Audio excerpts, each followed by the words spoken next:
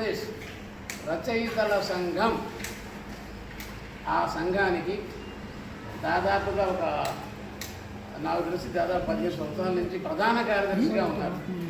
అంతకు ముందు కూడా చాలా ఈ సంఘ కార్యకలాపాల్లో ఉన్నారు. చురుగ్గా ప్రధాన కార్యక్రమం ఉంటుంది జరుపుతాను. వీటి మీద కేంద్ర ప్రభుత్వ సహాయంతో ఈ నాణేలు ఎలా వినియోగించాయి వీటిని గురించి ఒక పరిశోధన గ్రంథం కూడా వారు వివరించారు.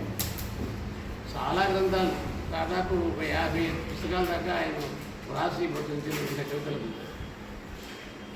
అలా మీరు ఏవైనా సరే ఇప్పుడు కళారత్న ప్రభుత్వం అవార్డు ప్రకటించగానే ఈ విషయం మన అందరికీ తెలియాలి అని ఓపెన్గా ప్రకటిస్తారు. అందరికీ, రచయితలందరికీ ఉపయోగకరమైన సమాచారాన్ని పత్రికలు ప్రకటిస్తారు. మీరందరూ ఇదిగో అప్లై చేసుకోవడానికి కళారత్నం కానీ వారి యొక్క సేవల్లో వాళ్ళు సాధించిన విజయాలను చెప్పుకుంటూ ప్రభుత్వానికి మనం దరఖాస్తు చేయకుండా ఎవరు నన్ను పిలిచి ఇవ్వటంలా. మనకు కళారత్న కావాలన్నా, మురుగా సన్మానం కావాలన్నా మనం అప్లై చేయాల్సింది.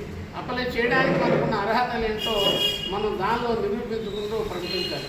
అలా ఎలా చేయాలి, ఏ విధంగా పంపాలి, ఇవన్నీ సవివరంగా కూడా రచయితలకి ఎప్పటికప్పుడు సమాచారాన్ని అందిస్తుంటారు.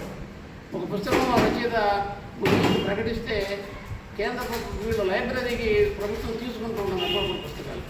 అప్పుడు ఆ పుస్తకాన్ని మనం ఏం చేయాలి, ఎక్కడ రిజిస్ట్రేషన్ మంగళగిరిలో ఉంది దాని అడ్రస్ చెప్పి అక్కడ మనం రిజిస్ట్రేషన్ చేసుకుంటే వాళ్ళు పుస్తకాలు తీసుకున్నప్పుడు వాళ్ళే రచయితల నుంచి కొన్ని పుస్తకాలు కొని లైబ్రరీకి ఇస్తూ ఉంటారు.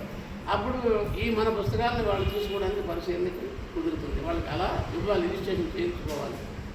ఇలా అలాగే ఒక రచయిత రాసిన పుస్తకం భారతదేశంలో ఉన్న ప్రసిద్ధ లైబ్రరీలో, అంటే Madras Connemara library, national library Calcutta, Delhi, Bombay, ఈ పెద్ద లైబ్రరీ, అక్కడికి మన పుస్తకాన్ని పంపిస్తే వాళ్ళు రిజిస్టర్ చేసుకుని వాళ్ళ లైబ్రరీలో ఎంట్రీ వేసుకొని ఆ నంబర్ కూడా మనకి ఇస్తారు.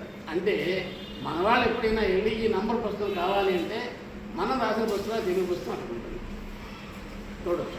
అక్కడ ఉన్న తెలుగు వాళ్ళు ఏమైనా సరే ఆ పుస్తకాన్ని చూడవచ్చు. స్థిరంగా ఉంటుంది మన రచయితల పేరు, మన భాష.